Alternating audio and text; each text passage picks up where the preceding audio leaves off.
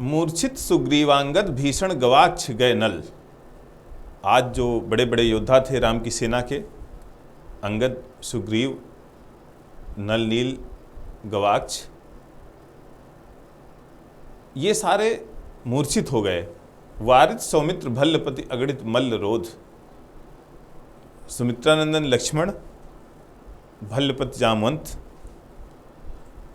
जिनके अंदर अगणित योद्धाओं को रोकने की क्षमता थी, ताकत थी, वो भी आज युद्ध भूमि से एक तरह से हट से गए हैं।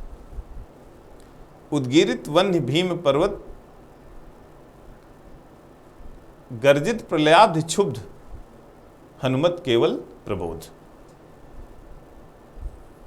एकमात्र जो पूरे होशो हवास में जो बिना परेशान हुए व्यक्ति युद्ध कर रहा था वो थे हनुमान। और हनुमान की गर्जना उस दिन कैसी थी? प्रलयाब्ध क्षुब्ध।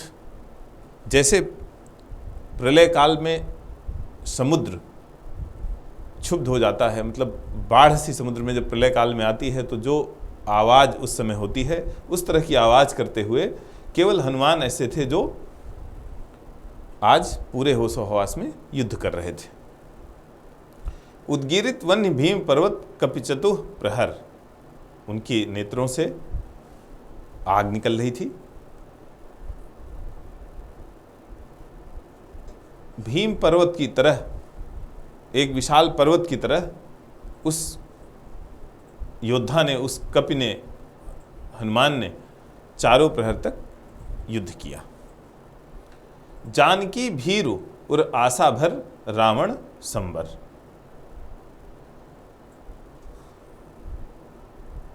रावण के जो शक्ति का एहसास था वो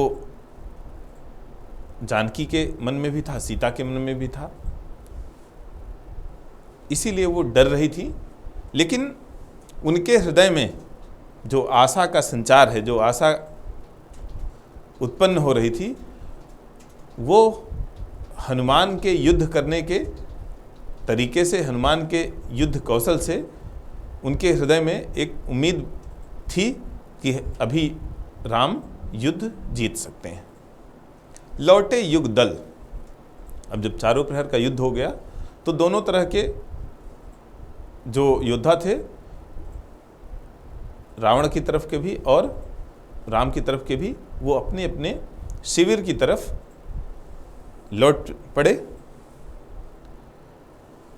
राक्षस पदतल पृथ्वी टलमल। अब देखिए दोनों के लौटने का, दोनों के लौटते समय, दोनों, अगर आप दोनों सेनाओं को देखें दूर से तो आपको स्वतः समझ में आ जाएगा कि आज का युद्ध किसके पक्ष में रहा। राक्षस पदतल पृथ्वी टलमल। राक्षसों के पैरों के नीचे इतने उत्साह में, इतने जोश में वे चल रहे थे कि पृथ्वी जैसे हिल सी रही थी। बिंधमहो उल्लास से बार बार आकाश विकल।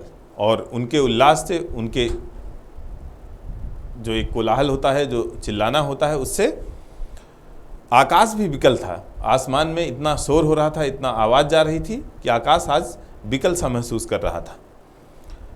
बानर वाहिनी खिन्न।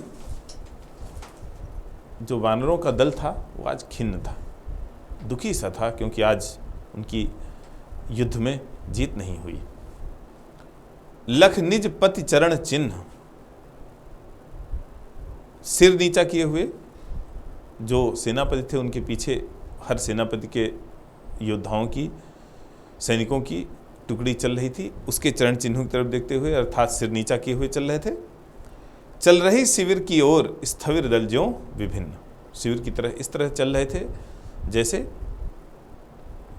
बौद्ध और जैन भिक्षु शांति से धीरे धीरे चलते हैं, उसी तरह वो लोग अपने अपने शिविर की तरफ धीरे धीरे शांतिपूर्वक और बिना शोर किए। तो एक तरफ हमें दिखाई पड़ता है कि जो राक्षस थे वो चिल्लाते हुए जा रहे थे, उनका उल्लास समझ में आ रहा था, और एक तरफ जो कपिदल थे वो बड़ी शांति से जा रहे थे। तो दोनों को अगर दूर से हम देखें तो दूर से देखने पर ही समझ में आ जाता था कि आज का युद्ध किसके पक्ष में रहा।